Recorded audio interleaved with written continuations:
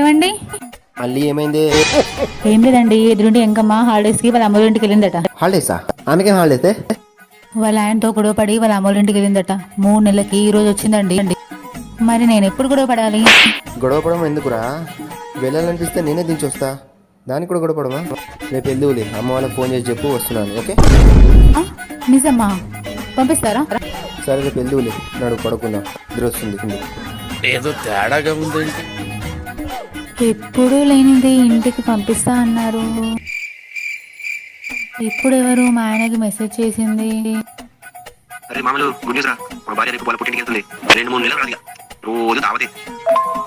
నిజమా మామా? ఓకే, వచ్చేస్తున్నా మామ, రేపు పొద్దున తింటా అంత. సరే మామ, రేపు మా ఆవిడ పోను. ఏం మాట్లాడుతున్నావురా? నరాలు కట్ అయిపోయింది. రేపు ఉంది నీకు.